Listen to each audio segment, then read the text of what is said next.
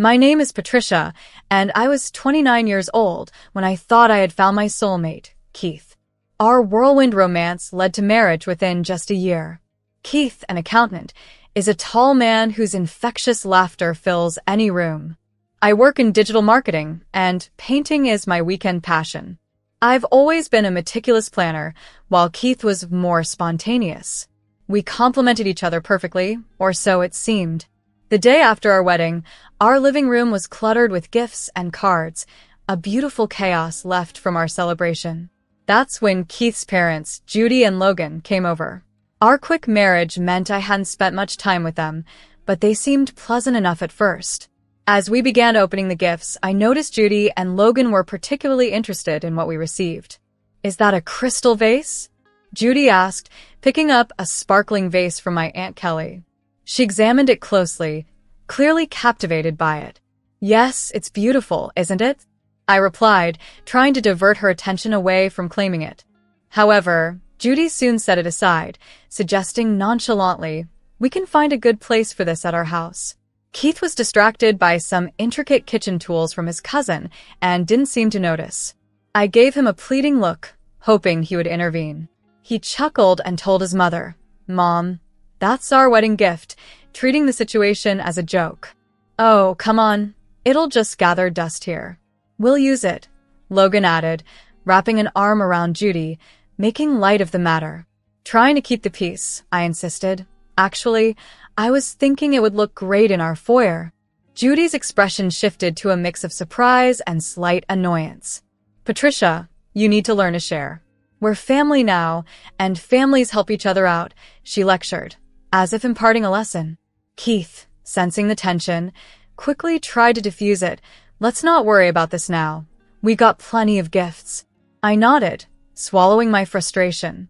As they continued to earmark items for themselves, I felt as though strangers were laying claim to parts of my new life, and Keith just let them. The first year of our marriage passed swiftly, and soon it was time to celebrate our anniversary. Wanting it to be a memorable event, I reserved a table at Chez Louis, a quaint restaurant we both adored. I thought it would be thoughtful to invite Keith's parents, showing them they were valued. As we arrived, Judy and Logan were already there, browsing the menus. "This place is fancy," Judy remarked, her eyes on the elegant decor. Keith squeezed my hand under the table, silently appreciating my effort. As the evening unfolded, I hoped that this dinner would bridge the gaps and strengthen our family bonds. As we settled into our seats at the restaurant to celebrate our anniversary, I chose the salmon, Keith's favorite, while Judy's eyes quickly darted to the most extravagant options on the menu. "We'll have the lobster and the filet mignon," she announced, choosing the priciest items effortlessly. Logan chimed in with a cheeky wink to the waiter, "And why not add a bottle of your finest wines?" My smile tightened as I attempted to keep the atmosphere light. "Quite the celebration, huh?" I remarked. Keith simply shrugged. "It's a special night. Let's not worry about the cost." Throughout the dinner, Judy and Logan seemed to relish every bite as if it was a feast fit for royalty, seemingly oblivious to the hefty bill that would follow. As we enjoyed our meal, I couldn't shake the feeling that our anniversary was being overshadowed by their lavish choices. When the check arrived, I noticed Keith's surprise at the amount, but he quickly composed himself and handed over his card to the waiter. As we left, Judy linked her arm with mine, her voice full of contentment. "Patricia, this was just lovely. We should do this again next year." Thanksgiving was just around the corner, and with it, the onset of the holiday season. Keith and I had begun to decorate our home, blending autumn hues with early Christmas festivity, creating a warm, inviting space. One evening, as we hung lights around the living room windows, Keith received a message. He chuckled as he read it. "Oh, my parents are ahead of the game. They've already sent over their Christmas wish list." Curious, I asked, "Wish list?" "Yeah, they send one every year. It makes shopping easier," he explained, scrolling through his phone. Handing it to me, I was taken aback by the extensive list filled with high-end electronics, designer clothes, and luxury goods that seemed more extravagant than necessary. "They can't be serious," I remarked, scrolling through the list in disbelief. Keith shrugged as he took his phone back. They like the good stuff. What can I say? I was at a loss for words, feeling a knot tighten in my stomach. With Keith's birthday also approaching, I had been excited to give him a special watch he had been eyeing for months. Now, the excitement was dampened by the thought that our holiday gifts seemed more about ticking off items on a lavish list than celebrating our love. When it came time for us to make our holiday wish list, I half-jokingly suggested, maybe we should just ask for charitable donations in our name. Keith laughed. Good one, but seriously, you need a new laptop, right? As the holidays approached, I decided on a practical gift for Judy and Logan, a nice coffee maker, nothing too extravagant. In return, they gifted me a set of scented candles. The candles were lovely, but the stark difference in our gift exchange was evident. Keith, however, seemed pleased with the sophisticated drone they gifted him. The unspoken expectation was clear. We were to give generously and receive modestly. It didn't sit right with me, but mentioning it only seemed to invite tension, so I remained silent, wrapping gifts and maintaining a cheerful demeanor through the holiday celebrations. Sitting at my desk, I was absorbed in work when the ping of an email notification drew my attention. It was about my quarterly bonus, which turned out to be more generous than expected. Immediately, I thought of using it for something special for Keith and me, a gesture to reignite the joy in our increasingly strained relationship. We had often dreamed of a romantic getaway to Venice, and it felt like the perfect opportunity to turn that dream into reality. That evening, I revealed the surprise to Keith over dinner. His reaction was pure joy. His face lit up with an excitement I hadn't seen in a long time. Venice, really? That's amazing, babe, he exclaimed, rising to give me a kiss. The happiness of the moment was palpable, but it was abruptly interrupted by his phone ringing. It was his mother. I overheard him excitedly share our plans, wishing he had kept it just between us a little longer. As he talked, I watched his enthusiasm fade into resignation. I know, you've always wanted to go, he said, his smile waning. He ended the call and turned to me, his expression somber. They want to come with us, he said, as if seeking my approval. I was stunned, my fork frozen in midair. To Venice? With us? I managed to ask, trying to keep my voice steady. Keith nodded, explaining, they said they've never been and always wanted to go. Let's take them. The room felt claustrophobic suddenly. It's supposed to be our trip, Keith. Ours, I emphasized, feeling a tightness in my chest. He was silent for a moment, then said, I know, but they're getting older and I feel bad. They've done so much for me. I thought about the unbalanced gift exchanges, the overindulgent anniversary dinner, and countless other concessions we had made. But this is our time, I insisted firmly. We can plan a trip with them some other time. This bonus, it's for us. Keith sighed, a deep sound of frustration. They won't understand that you know how they are. And you know how hard I've worked for this, I said, my words heavy with emotion. I want us to enjoy this together, just us, like we planned. Keith remained silent for a while, then relented. Okay, we'll tell them some other time might work better. But when it came time to have that conversation, Keith's resolve wavered. Look, maybe we can all go together next year, he suggested, but Judy was quick to dismiss the idea over the speakerphone. Why next year? We can afford it now, she countered, her tone thick with disappointment. I couldn't hold back any longer. Because this trip is for us, Judy. Keith and we need this time together, I said, my frustration evident.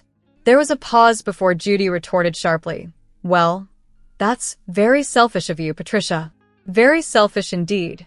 After the call, the atmosphere at home grew tense. Keith was visibly conflicted, but I stood firm. This trip to Venice was meant to be a dream for us, and I wasn't going to let it be compromised.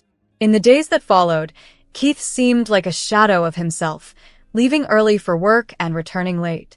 Our interactions dwindled to the bare minimum. Dinner's in the oven, I'd say as he walked in, my voice echoing off the walls of our now quiet home. Thanks, he'd reply, his voice equally empty, reflecting the growing distance between us. He'd reply with a word that felt hollow, lingering in the space between us. I missed him. Missed us. I yearned for the days when we dreamed together on the couch, our plans and laughter entwining effortlessly. I longed to break through the invisible wall that seemed to have erected itself after the argument about Venice.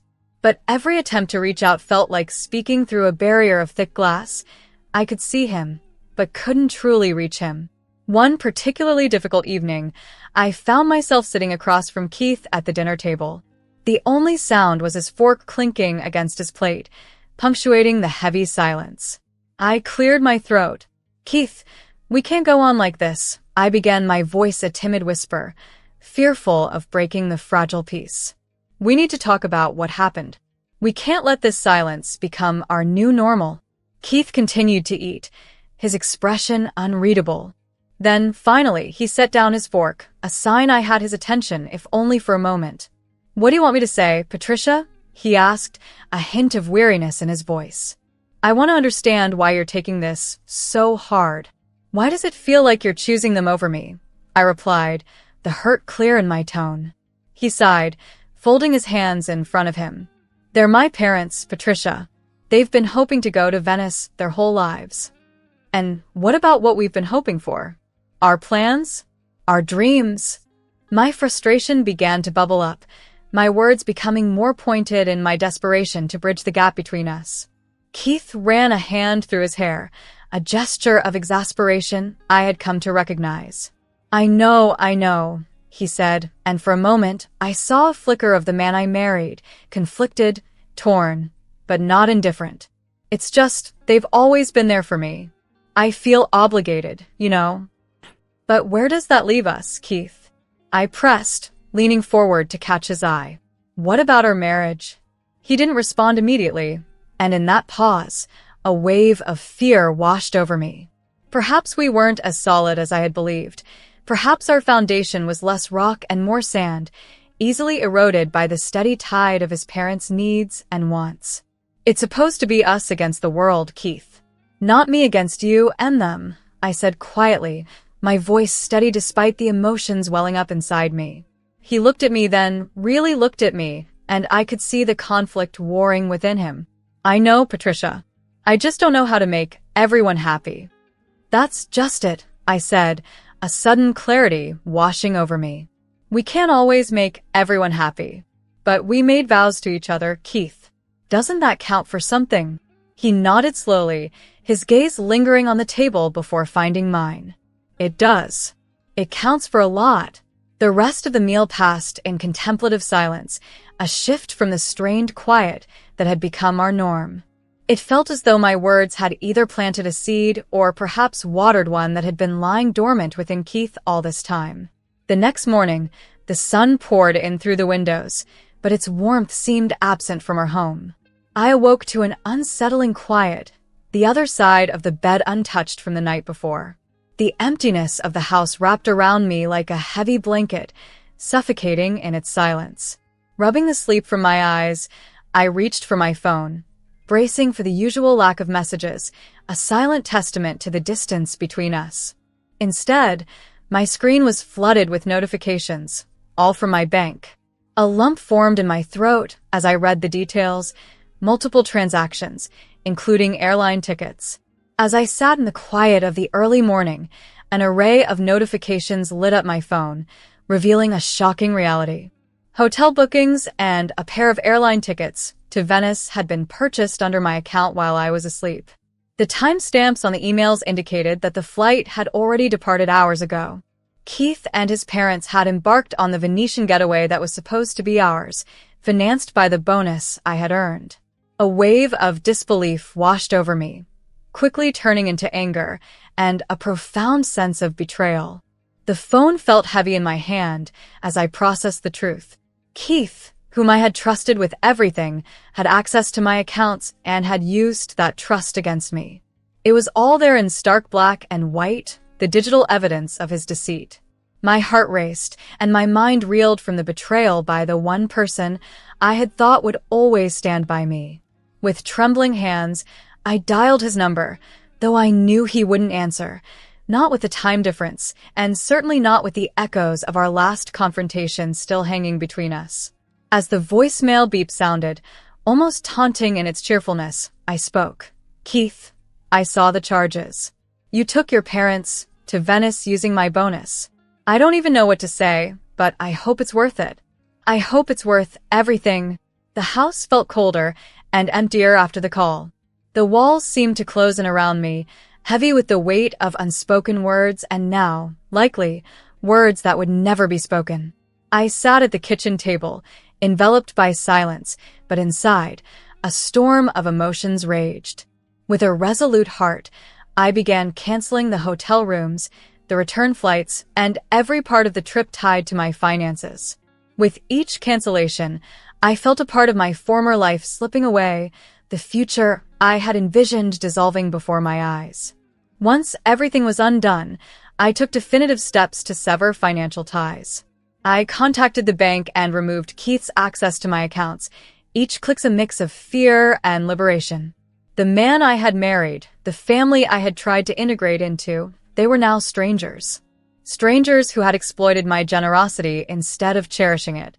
With mechanical precision, I packed my bags, each item packed away a reminder of a dream that needed to be shelved. There was no possibility of returning to what was. No apology could mend the breach his actions had caused. Keith had made his choice clear, and in doing so, he had determined my path as well. The wedding ring, once a symbol of our commitment, now felt cold and heavy in my palm.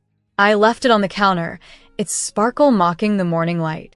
With one final glance at the life I was leaving behind, I shut the door on what was never truly a home.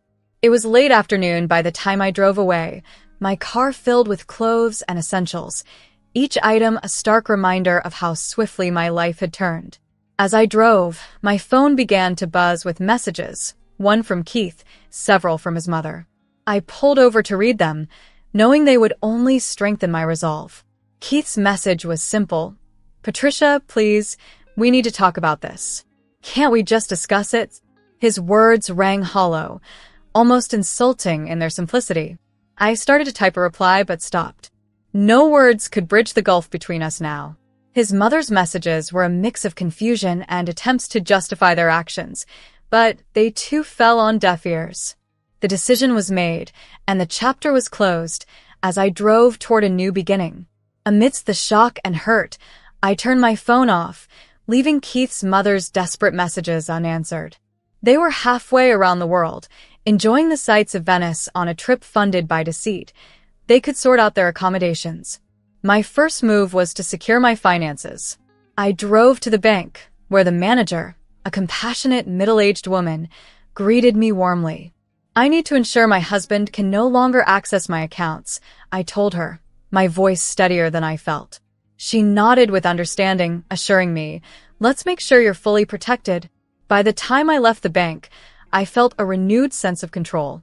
My accounts were secure, and with a resolute mind, I drove to the only place I felt I could truly relax, my sister's house. She opened the door before I even knocked, pulling me into a comforting embrace. Patricia, I've been so worried, she said, her concern palpable.